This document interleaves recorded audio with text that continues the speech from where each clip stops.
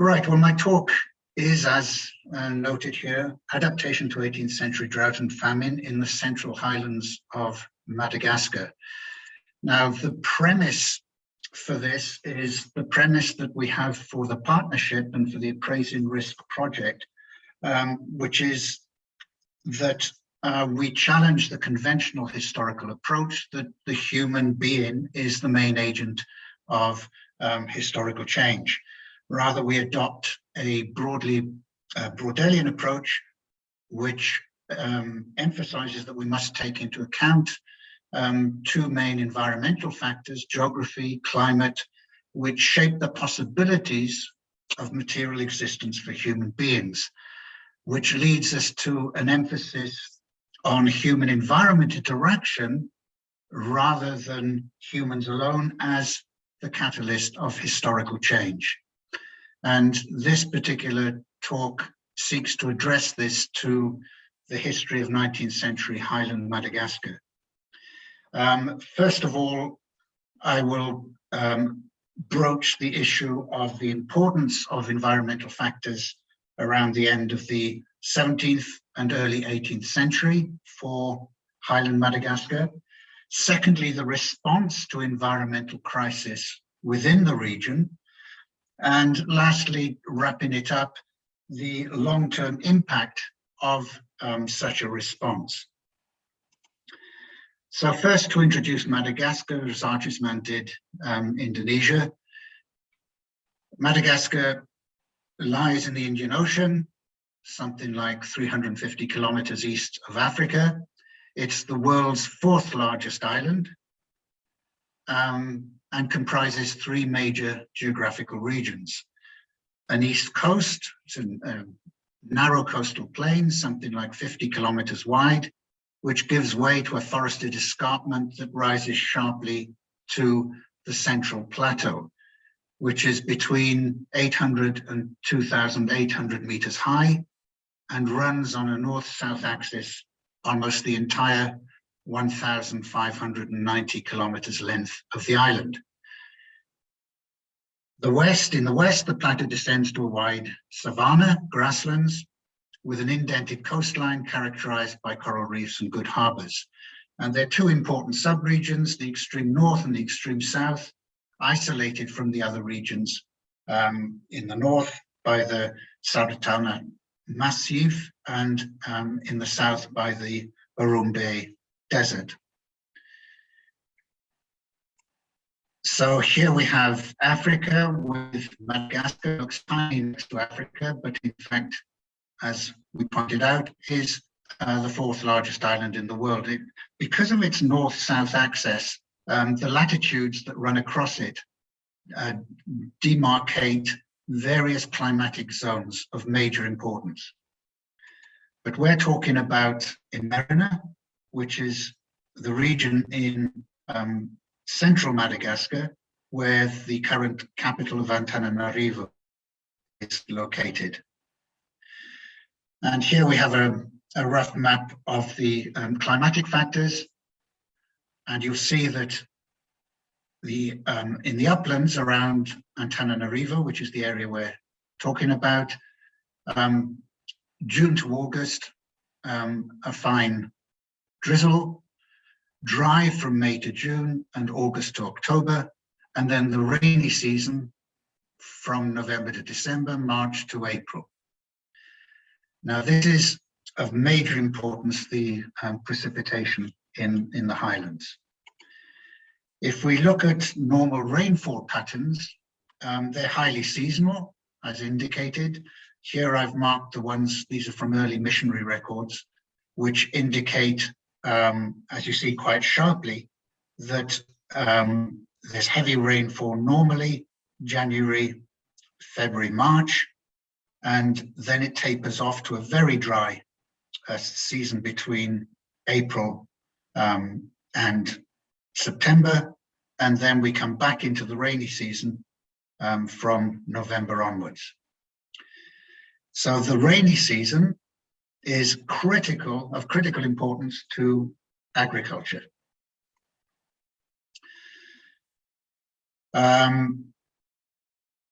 So they're again reiterating what the climate is like. And we're looking at it from the late 17th century, start of the 18th century, when the general consensus is that there was little woodland in Imerina, in central Madagascar. The summits of all the hills were chiefly granite or gneiss rock, and they were overlaid at the lower levels by a hard red laterite soil, which was generally infertile, except for large areas of marshland, where you get an accumulation, a residue of fertile land. Now, at the end of the 17th century, early 18th century, the Intertropical Convergence Zone, the ITCZ, shifted significantly more to the south.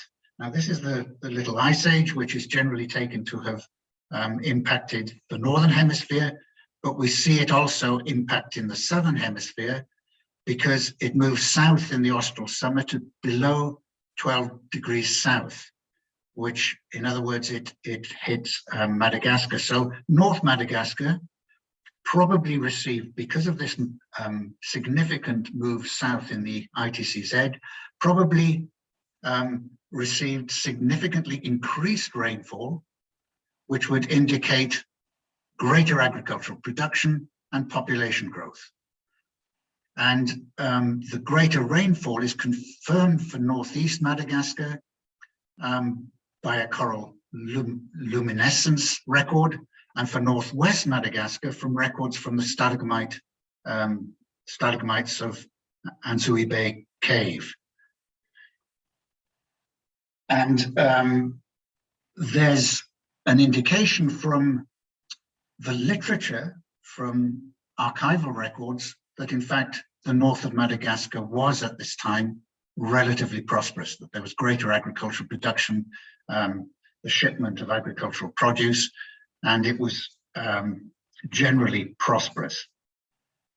By contrast, as we move down in latitude, so outside the zone affected by the ITCZ and greater rainfall, then central West Madagascar, so this is the savanna in Western Madagascar. If we use Mozambique as a proxy, then the indications are that it was generally arid, with severe droughts between the 1580s and 1810s, especially around 1700 and the 1790s.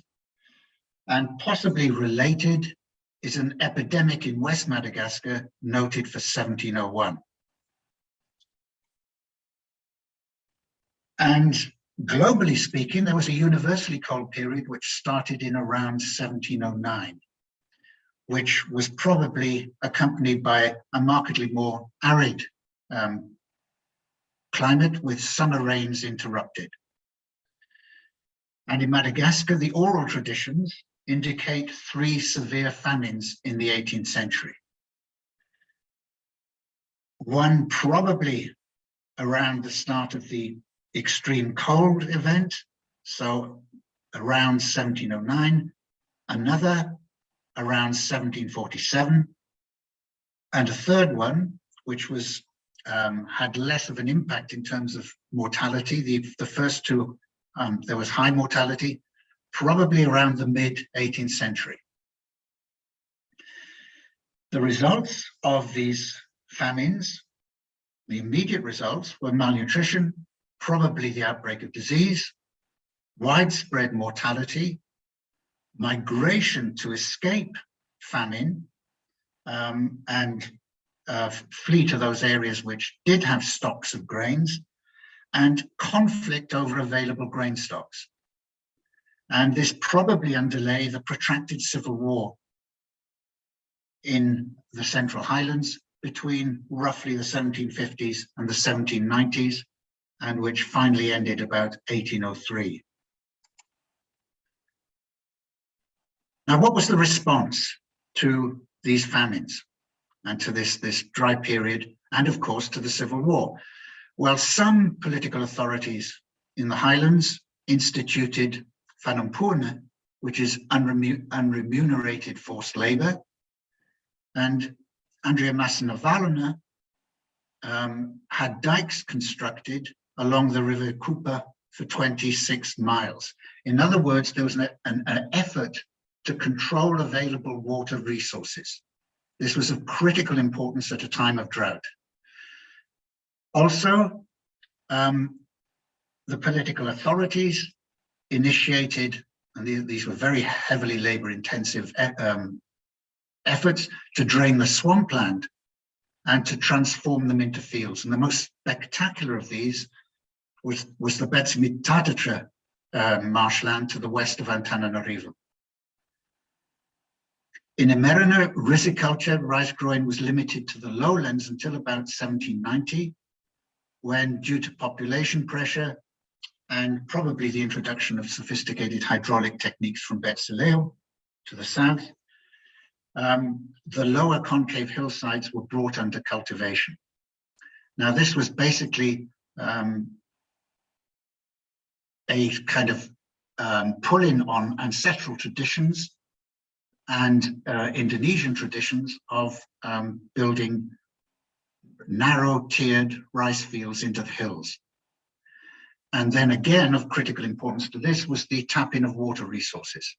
So directing streams from the source at the hilltops into a network of water channels that flowed through tiered fields into the valley bottoms below.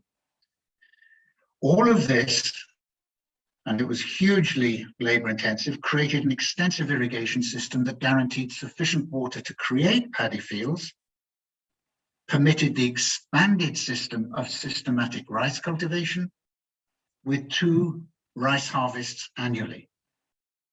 One that was harvested between December and February, and another that was harvested between May and June.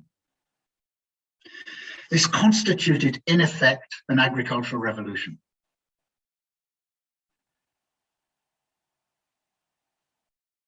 And here we have a modern day photograph of the Precipitation,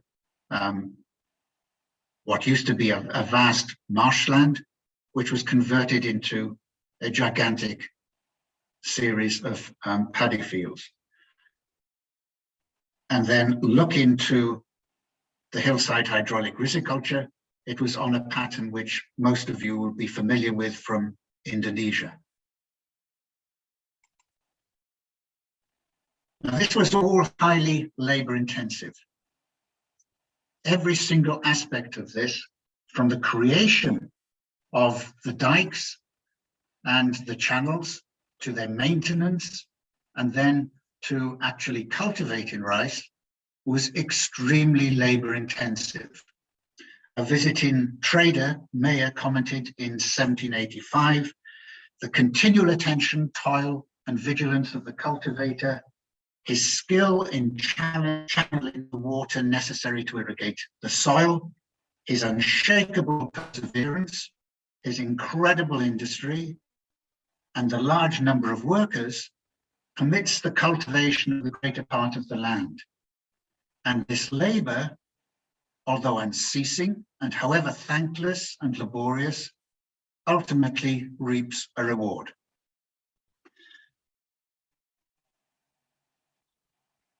And remember that we're talking about a laterite soil, which needed to be turned, needed to be well watered, and in addition, needed to have fertilizer, either human or animal excrement in before it could become reasonably cultivable and produce a good yield. And what were the benefits of such changes to Emerina? Well, North Madagascar, we said, was fared relatively well due to the ITCZ. Relatively prosperous, postulated demographic expansion. Eastern Madagascar, low population density, except in the southeast valleys, which were well watered. South and West Madagascar, low population density and low demographic growth. Fewer cattle, because there was less rainfall and grasslands. But the transformation, the reaction to famine and drought in the highlands led to agricultural innovations, as we've seen, an agricultural revolution, and political centralization. Greater agricultural production led to population growth, with maximum population densities of around 3,000. These are concentrated populations around Ambuimang. And as a result of prosperity, greater agricultural production, the enhanced trade, and also a military advantage. And all of that enabled Adrian Poinemerne, who emerged victorious from the Merina civil wars, to create a unitary kingdom in the early 1790s. But he could only do this by imposing Whānau on the entire subject population. So this is unremunerated forced labor. The subject population was fixed geographically. In other words, the king limited mobility. Any mobility was subject to royal authority.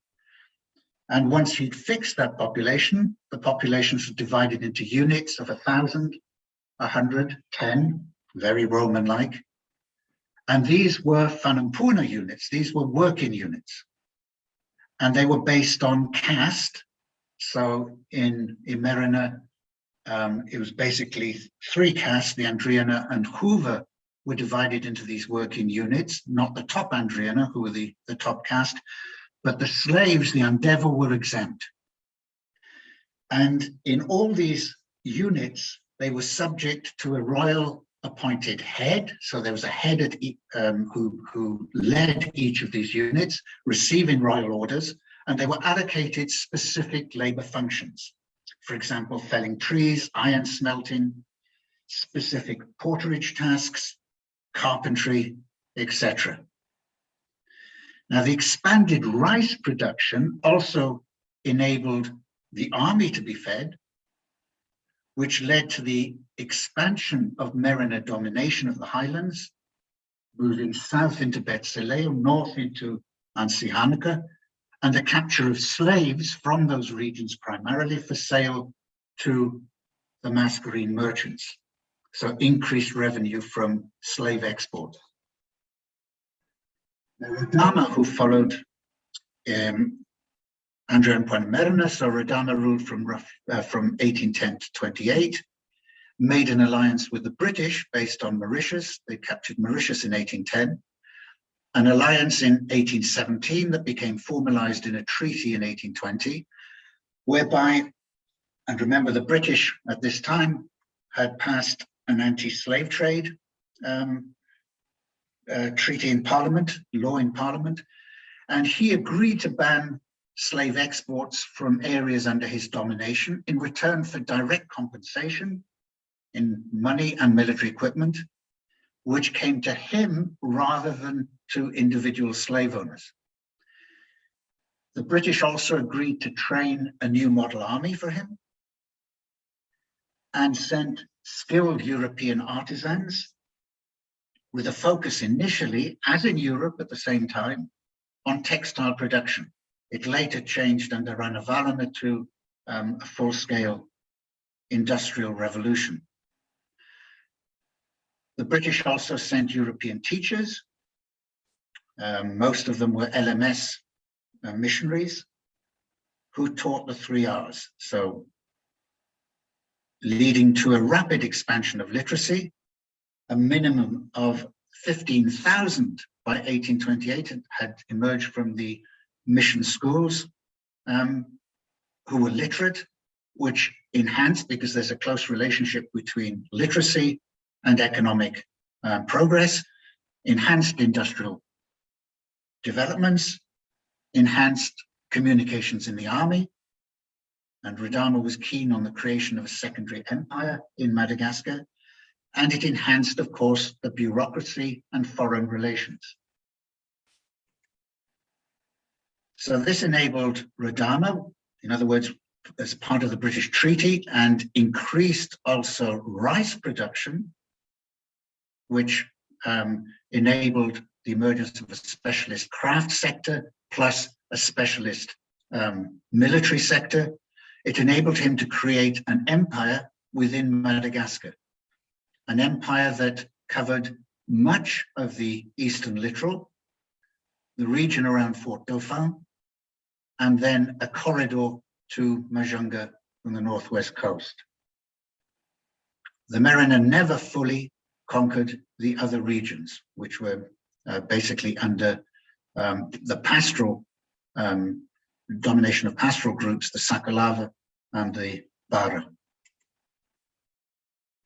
So what is the postscript? What long-term impact did these changes have? We've said that centralized political authorities overcame the environmental crisis, drought, through fixing their subject population geographically and directing its labor into labor-intensive water control mechanisms and advanced riziculture techniques. This created a rice surplus that was used to support population growth and thus more labor, and a specialized craft sector, but all organized on lines of Fanampurna. So this was unremunerated forced labor for the state. And then it also supported an army, which the Merina used to create an empire within Madagascar. However, the labor requirements of specialized full-time craft production and soldiery, the army, especially given the high mortality of Merina troops in the lowlands because of malaria. It's estimated that something like 50% of all troops, Merina troops, who did not have the sickle cell immunity, 50% of those serving in the lowlands died from malaria. This meant that the troops that were lost in expeditions had to be replaced. So there were massive numbers, massive recruitment of peasants from the agricultural regions. This steadily undermined the ability of peasants to maintain that heavily labor-intensive riziculture, which led from the 1830s to economic, political, and social crisis, and ultimately in 1895 to the ability of the French to take over Madagascar. Okay, thanks very much.